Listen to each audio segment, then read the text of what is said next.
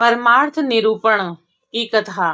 भगवान श्री कृष्ण कहते हैं कि उद्धव जी, यद्यपि व्यवहार में पुरुष और प्रकृति, दृष्टा और दृश्य के भेद से दो प्रकार का जगत जान पड़ता है, यद्यपि परमार्थ दृष्टि से देखने पर यह सब एक अधिष्ठान स्वरूप ही है और इसीलिए किसी के शांत, घोर और मूढ़ स्वभाव तथा उसके अनुसार कर्मों की न स्तुति करनी चाहिए और न ही निंदा करनी चाहिए। सर्वदा आतीत दृष्टि रखनी चाहिए।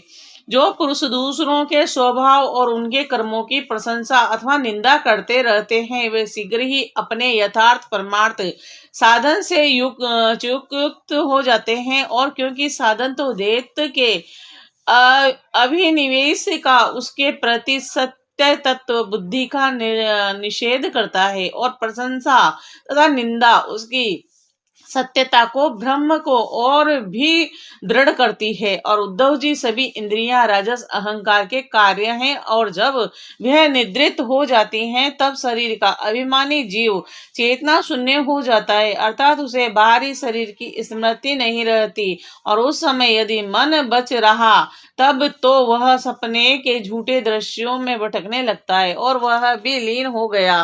तब तो जीव मृत्यु के समान गाढ़ा निद्रा और सुषुप्ति में लीन हो जाता है। वैसे ही जब जीव अपने अद्वितीय आत्मस्वरूप को भूलकर नाना वस्तुओं का दर्शन करने लगता है, तब वह स्वप्न के समान झूठे दृश्यों में फंस जाता है अथवा मृत्यु के समान अज्ञान में लीन हो जाता है। और जब देत नाम की कोई वस्तु तो ही नहीं है, तब उसमें अमुक वस्तु भली है और अमुक बुरी है, अथवा इतनी भली और इतनी बुरी है, यह प्रश्न ही नहीं उठ सकता। विश्व की सभी वस्तुएं वाणी से कही जा सकती हैं अथवा मन से सोची जा सकती है। इसीलिए दृश्य एवं अनित्य होने के कारण उनका मिथ्या तत्व तो स्पष्ट ही है। परछाई, प्रतिध्वनि और सीपी आदि में चांदी आदि के आभास यद्यपि है तो सर्वथा मिथ्या, परंतु उनके द्वारा मनुष्य के हृदय में भय, कंपन आदि का संचार हो जाता है। वैसे ही देह आदि सभी वस्तुएं हैं तो सर्वथा मिथ्या ही, परंतु जब तक ज्ञान के द्वारा उनकी सत्यता का बोध नहीं हो जाता, इनकी आत्यंतिक निवृत्ति नहीं हो जाती, तब तक यह भी अज्ञानियों को भयभीत करती रहती है। और जो कुछ प्रत्यक्ष या परोक्ष वस्तु है वह आत्मा ही है, वही सर्वशक्तिमान है, मान भी है। और जो कुछ विश्व सृष्टि प्रतीत हो रही है, इसका वह निर्मित कारण तो है ही और उपादान कारण भी है, अर्थात वही विश्व बनाता है और वही बनाता भी है और वही रक्षक है, वही रक्षित भी है और सर्वात्मा भगवान ही इसका संहार करते हैं और इनका संहार होता है और वह भी वे ही हैं। अवश्य ही व्यवहार दृष्टि से देखने पर आत्मा इस विश्व के से भिन्न भिन्न है, परंतु आत्म दृष्टि से इनके अतिरिक्त और कोई भी वस्तु नहीं है और इनके अतिरिक्त जो कुछ प्रतीत हो रहा है उसका किसी भी प्रकार निर्वचन नहीं किया जा सकता है और अवर्चनीय तो केवल आत्म स्वरूप ही है। और इसीलिए आत्मा में सृष्टि, स्थिर, संहार अथवा अध्यात्म, अदित्य, देव और अधिभूत, ये तीनों तीन प्रकार की प्रीतियां सर्वथा निर्मूल ही है और न होने पर भी यूं ही प्रतीत हो रही हैं। यह सत्व, रज और तम के कारण प्रतीत होने वाली दृष्टा, दृश्य और दर्शन आदि की विविधता माया का खेल है। और उद्धव जी, तुमसे मैंने ज्ञान और विज्ञान की उत्तम स्थिति का वर्णन किया है। जो पुरुष मेरे इन वचनों का रहस्य जान लेता है, वह न तो किसी की प्रशंसा करता है और न निंदा। वह जगत के सूर्य के समान स्वभाव से विचरता रहता है। प्रत्यक्ष, अनुमान, शास्त्र और आत्मानुभूति आदि सभी प्राणों से यह सिद्ध है कि यह जगत उत्पत्ति विनाशशील होने के कारण अनित्य और असत्य है। यह बात जानकर जगत में असंग भाव से विचरना चाहिए। फिर उद्धव जी ने पूछा, भगवान आत्मा है दृष्टा और देह है दृश्य, आत्मा स्वयं प्रकाश है और देह है जड़, और ऐसी स्थिति में जन्म मृत्यु रूप संसार न शरीर को हो सकता है और न आत्मा को, परंतु इसका होना भी उपलब्ध होता है। और तब यह होता है किससे? आत्मा तो अविनाशी प्राकृतिक अप्राकृतिक गुणों से रहित शुद्ध स्वयं प्रकाश और सभी प्रकार के आवरणों से रहित तथा शरीर विनाशी सगुण अशुद्ध प्रकाशमय और आवृत है, और आत्मा अग्नि के समान प्रकाशमय है, तो शरीर कांट की तरह अचेतन। फिर यह जन्म मृत्यु रूप संसार है किसे? भगवान श्री कृष्ण ने कहा कि वस्तु प्रिय उद्धव, संसार का अस्तित्व नहीं है, और यद्यपि जब तक देह इंद्रिय और प्राणों के साथ आत्मा की संबंध भ्रांति है, और तभी तक अविवेकी पुरुष को यह सत्य या स्फुरित होता है, जैसे स्वप्न में अनेक विपत्तियां आती है, तब वास्तव में वे हैं नहीं, फिर भी स्वप्न टूटने तक उनका अस्तित्व नहीं मिटता। वैसे ही संसार के न होने पर भी जो उनमें प्रतीत होने वाले विषयों का चिंतन करते रहते हैं, उनके जन्म मृत्यु रूप संसार की निवृत्ति नहीं होती। और जब मनुष्य स्वप्न देखता रहता है, तब नींद टूटने से पहले उसे बड़ी बड़ी विपत्तियों का सामना करना पड़ता है, परंतु जब उसकी नींद टूट जाती है तब जग पड़ता है, और तब ना तो स्वप्न की विपत्तियां रहती हैं और न उनके कारण होने वाले मोह आदि विकार। अहंकारी शोक हर्ष भय क्रोध लोभ मोह स्पृहा और जन्म मृत्यु का शिकार बनता है। आत्मा से तो इनका कोई संबंध ही नहीं। उद्धव जी, देह इंद्रिय प्राण और मन में स्थित आत्मा ही जब उनका अभिमान कर बैठता है, उन्हें अपना स्वरूप मान लेता है, तब उनका नाम जीव हो जाता है और उस सूक्ष्म अति सूक्ष्म आत्मा की मूर्ति है। और गुण और कर्मों का बना हुआ लिंग शरीर उसे ही कहीं सूत्रात्मा कहा जाता है और कहीं महत्व उसके और भी बहुत से नाम है। वही काल रूप परमेश्वर है के अधीन होकर जन्म मृत्यु रूप संसार में इधर उधर भटकता रहता है। वास्तव में मन वाणी प्राण और शरीर अहंकार के ही कार्य हैं, और यह तो निर्मूल, परंतु देवता मनुष्य आदि अनेक रूपों में इसी की प्रीति होती है। और मननशील पुरुष उपासना की शान पर चढ़ाकर ज्ञान की तलवार को अत्यंत तीखी बना लेता है, और उसके द्वारा देह अभिमान का अहंकार का मूलच्छेद और करके पृथ्वी में निर्द्वंद होकर विचरता है, और फिर उनमें किसी प्रकार की आशा तृष्णा नहीं रहती। आत्मा और अनात्मा के स्वरूप को पृथक पृथक भली भांति समझ लेना ही ज्ञान है, क्योंकि विवेक होते ही देत का अस्तित्व मिट जाता है, और उसका साधन है तपस्या के द्वारा हृदय को शुद्ध करके वेद आदि शास्त्रों का श्रवण करना, और इनके अतिरिक्त श्रवण अनुकूल युक्तियां महापुरुषों के उपदेश और इन दोनों से अविरुद्ध स्वानुभूति भी प्रमाण है। और सबका सार यही निकलता है कि इस संसार में आदि में जो था तथा अंत में जो रहेगा और जो इसका मूल कारण और प्रकाश है, वही अद्वितीय उपाधि शून्य और परमात्मा, बीच में भी उसके अतिरिक्त और कोई वस्तु नहीं है। जैसे सोने के कंगन कुंडल आदि बहुत से आभूषण बनते हैं, परंतु जब वे गहने नहीं बनते थे तब भी सोना था, और जब नहीं रहेंगे तब भी सोना ही रहेगा। इसीलिए जब बीच में उसके कंगन कुंडल आदि अनेक नाम रखकर व्यवहार करते हैं, तब भी वह सोना ही रहता है। ठीक वैसे ही जगत का आदि अंत और मध्य में ही हूँ, और वास्तव में मैं ही सत्य हूँ। और भाई उद्धव, मन की तीन अवस्थाएं होती है, जागृत स्वप्न और सुसुप्ति, और तीनों अवस्थाओं के कारण ही गुण है सत्व रज और तम। और जगत की तीन भेद, आध्यात्मिक इंद्रिय अधिभूत पृथ्वी आदि और अधिदेव कृत्ता, ये सभी विविधताएं जिनकी सत्ता से सत्य के समान प्रतीत होती है, और समाधि आदि में यह विविधता न रहने पर भी इसकी सत्ता बनी रहती है। और यह तुरीय तत्व तीनों से परे और इनमें अनुगत चौथा ब्रह्मा तत्व ही सत्य है और जो उत्पत्ति से पहले नहीं था और प्रलय के पश्चात भी नहीं रहेगा। ऐसा समझना चाहिए कि बीच में भी वह है ही नहीं, केवल कल्पना मात्र, नाम मात्र ही है। यह निश्चित सत्य है कि जो पदार्थ जिससे बनता है और जिसके द्वारा प्रकाशित होता है वही उसका वास्तविक स्वरूप है और वही उसकी परमार्थ सत्ता है। यह मेरा दृढ़ निश्चय है। यह जो विकारमय राजस सृष्टि है यह न होने पर भी दिख रही है और स्वयं प्रकाश ब्रह्मा ही है।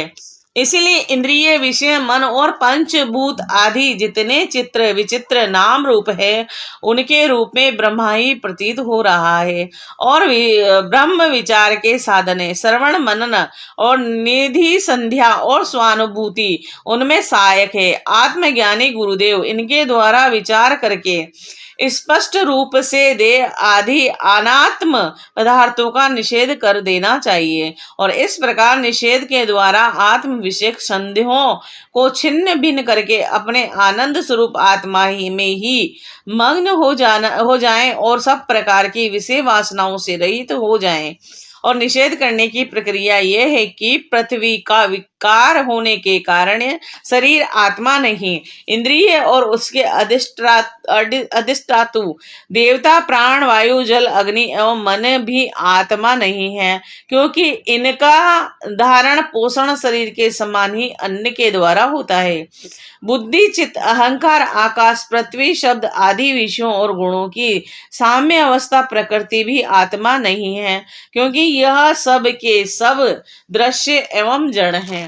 उद्धव जी, जिसे मेरे स्वरूप का भली भांति ज्ञान हो गया है, उनकी वृत्तियां और इंद्रियां यदि समाहित रहती हैं तो उसे उनसे क्या लाभ है, और यदि वे विक्षिप्त रहती हैं तो क्या हानि है, क्योंकि अंतकरण और बाहरी करण सभी गुणमय है और आत्मा से इनका कोई संबंध नहीं है। भला आकाश में बादलों के छा जाने अथवा तितर बितर हो जाने से सूर्य का क्या बनता बिगड़ता है। जैसे वायु आकाश को सुखा नहीं सकती, आग जला नहीं सकती, जल भिगो नहीं सकता और धूल धुएं मिटा नहीं कर सकते, ऋतुओं के गुण गर्मी सर्दी आदि उसे प्रभावित नहीं कर सकते, क्योंकि यह सब आने जाने वाले क्षणिक भाव हैं और आकाश सबका एक रस अधिष्ठान है। वैसे ही सद्गुण, रजोगुण और तमोगुण वृत्तियां तथा कर्म अविनाशी आत्मा का और तमोगुणी वृत्तियां तथा कर्म अविनाशी आत्मा का स्पर्श नहीं कर पाते।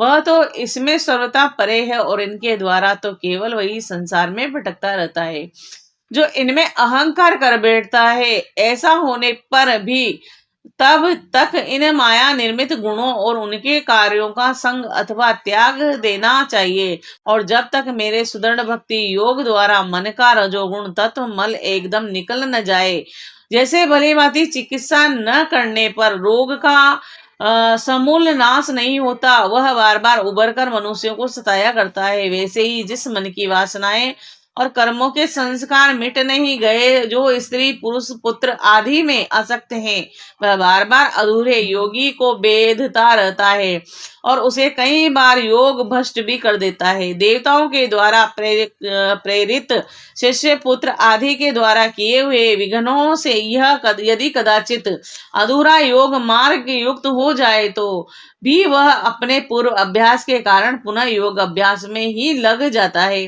कर्म आदि में उनकी वृत्ति नहीं होती और जीव संस्कार आदि से प्रेरित होकर जन्म से लेकर मृत्यु पर्यंत कर्म में ही लगा रहता है और इनमें इष्ट अनिष्ट बुद्धि करके हर्ष विषाद आदि विकारों को प्राप्त होता रहता है। परंतु जो तत्व का साक्षात्कार कर लेता है वह प्रकृति में और उसमें इष्ट अनिष्ट बुद्धि करके हर्ष विषाद आदि विकारों से युक्त नहीं होता, क्योंकि आत्म स्वरूप आत्मा के साक्षात्कार से उनकी संसार संबंधी सभी आशाएं तृष्णाएं पहले से ही नष्ट हो चुकी होती हैं। जो अपने स्थिर स्वरूप में स्थित हो गया है उसे इस बात का भी पता नहीं रहता कि शरीर खड़ा है या बैठा है, चल रहा है या सो रहा है, मल मूत्र त्याग रहा है, भोजन कर रहा है अथवा कोई स्वाभाविक कर्म कर रहा है, क्योंकि उनकी वृत्ति तो आत्म स्वरूप में स्थित है, ब्रह्मकार रहती है। यदि ज्ञानी पुरुष की दृष्टि में इंद्रियों के विविध ब्रह्म विषयों जो कि असत्य है जाते भी हैं और तो वह उन्हें अपने आत्मा से भिन्न नहीं मानता, क्योंकि वह युक्तियों, प्रमाणों और स्वानुभूतियों से सिद्ध नहीं होते। जैसे नींद टूट जाने पर स्वप्न में देखे हुए और जागने पर तिरोहित हुए पदार्थों को कोई सत्य नहीं मानता, वैसे ही ज्ञानी पुरुष भी अपने से भिन्न प्रतीयमान पदार्थों को सत्य नहीं मानते। इसका यह अर्थ नहीं होता है कि अज्ञानी ने आत्मा का त्याग कर दिया है और ज्ञानी उसको ग्रहण करता है। इसका तात्पर्य केवल इतना ही है कि अनेकों प्रकार के गुण और कर्मों से युक्त देह, इंद्रिय आदि पदार्थ पहले अज्ञान के कारण आत्मा से अभिन्न मान लिए गए थे और उनका विवेक नहीं था, और अब आत्म दृष्टि होने पर ज्ञान और उनके कार्यों की निवृत्ति हो जाती है, और इसीलिए अज्ञान की निवृत्ति भी अभिष्ट है और वृत्तियों के द्वारा न तो आत्मा का ग्रहण हो सकता है और न त्याग। जैसे सूर्य उदय होकर मनुष्य के नेत्रों के सामने से अंधकार का पर्दा हटा देते हैं और किसी नई वस्तु का निर्माण नहीं करते, वैसे ही मेरे रूप का दृढ़ अपरोक्ष ज्ञान पुरुष के बुद्धिगत अज्ञान का आवरण नष्ट कर देता है और वह इंद्रिय रूप से किसी वस्तु का अनुभव नहीं करता। आप आत्मा नित्य अपरोक्ष है और उसकी प्राप्ति नहीं करनी पड़ती, वह स्वयं प्रकाश है और उसमें अज्ञान आदि किसी प्रकार के विकार नहीं है, वह जन्म रहित है अर्थात कभी किसी प्रकार भी वृत्ति में आरूढ़ नहीं होता, इसीलिए अप्रमेय है। ज्ञान आदि के द्वारा उसका संस्कार भी नहीं किया जा सकता। आत्मा में देश काल वस्तु कृत परिच्छेद न होने के कारण अस्तित्व, वृद्धि, परिवर्तन, हास और विनाश उसका स्पर्श भी नहीं कर सकते और सबकी और सब प्रकार की अनुभूतियां आत्मस्वरूपी है। जब मन और वाणी आत्मा को अपना अविषय समझकर निवृत्त हो जाते हैं तभी वह सजातीय, विजातीय और स्वगत भेद से शून्य एक अद्वितीय रह जाता है। व्यवहार दृष्टि से उसके स्वरूप का वाणी और प्राण आदि के प्रवर्तक के रूप में निरूपण किया जाता है। उद्धव जी, आदित्य आत्म तत्व में अर्थहीन नामों के द्वारा विविधता मान लेना ही मन का भ्रम है, अज्ञान है। सचमुच यह बहुत बड़ा मोह है, क्योंकि अपने आत्मा के अतिरिक्त उस ब्रह्म का और कोई अधिष्ठान नहीं है और अधिष्ठान सत्ता में अध्ययनरत की सत्ता ही नहीं, इसीलिए सब कुछ आत्मा ही है। और बहुत से पंडित अभिमानी लोग ऐसा कहते हैं कि यह पांच भौतिक देत विभिन्न नामों और रूपों के रूप में इंद्रियों के द्वारा ग्रहण किया जाता है, इसीलिए सत्य है।